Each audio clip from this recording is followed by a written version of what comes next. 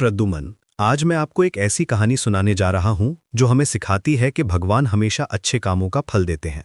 ये कहानी है रामू की, एक गरीब लड़के की जिसका भगवान पर अटूट विश्वास था।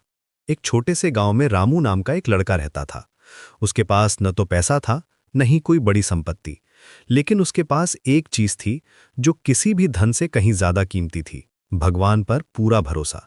हर सुबह उठकर रामू अपने छोटे से घर के आंगन में बैठता और मन ही मन कहता, हे प्रभु, आज भी मुझे सही रास्ता दिखाना। जो भी परिस्थिति आए मुझे धैर्य और समझ देना। रामू का परिवार बहुत गरीब था।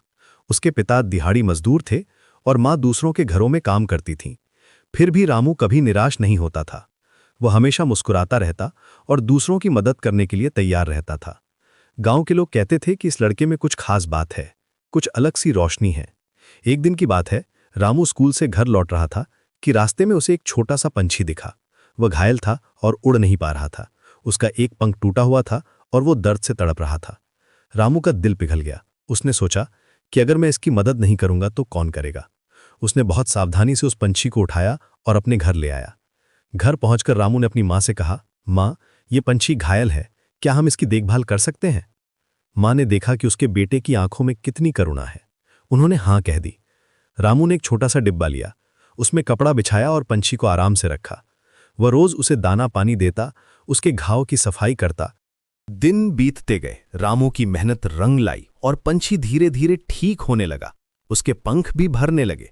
रामू खुश था कि उसका छोटा सा दोस्त अब बेहतर महसूस कर रहा है। एक हफ्ते बाद पंछी पूरी तरह से स्वस्थ हो गया। रामू ने उसे अपने हाथों पर बिठाया और कहा, अब तुम उड़ सकते हो, जाओ अपने परिवार के पास वापस चले जाओ। पंछी ने रामू की तरफ देखा जैसे धन्यवाद कह रहा हो और फिर आसमान में उड़ गया। रामू खुशी से उसे देखता रहा। उसे लगा जैसे उसने कुछ अच्छा काम किया है, कुछ ऐसा जिससे भगवान खुश होंगे। उसी दिन शाम को गांव के स्कूल के हेडमास्टर जी रामू के घर आए।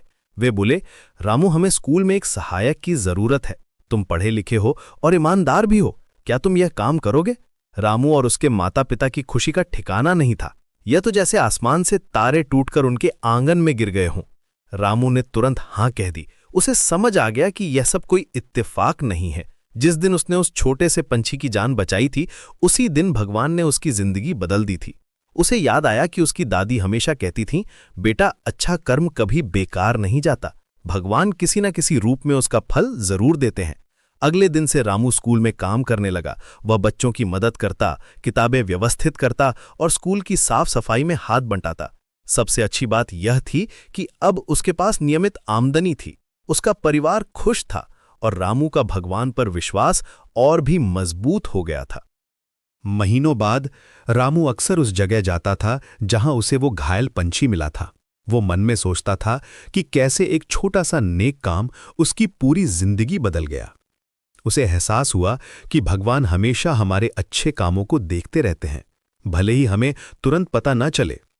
प्रद्युमन, रामू की ये कहानी हमें सिखाती है कि जिंदगी में चाहे कितनी भी मुश्किलें हों, अगर हमारा दिल साफ है और हम दूसरों की भलाई करते रहते हैं तो भगवान हमेशा हमारा साथ देते हैं। रामू ने सिर्फ एक छोटे से पंछी की मदद की थी, लेकिन बदले में उसे एक नई जिंदगी मिली। यही तो है भगवान की लीला। वे हमारे छोटे से छोटे नेक काम को भी देखते हैं और उसका उचित फल देते हैं। आज भी रामू उसी स्कूल में काम करता है। वो बड़ा हो गया है, शादी ब्याह भी हो गया है, लेकिन वो कभी नहीं भूलता कि उसकी जिंदगी कैसे बदली थी। वो अपने बच्चों को भी यही सिखाता है कि हमेशा दूसरों की मदद करो, चाहे वो इंसान हो या जानवर। भगवान सबको देखते हैं और सबका ख्याल रखते हैं। तो दोस्तों, जब भी आपको लगे कि आपके अच्छे कामों का कोई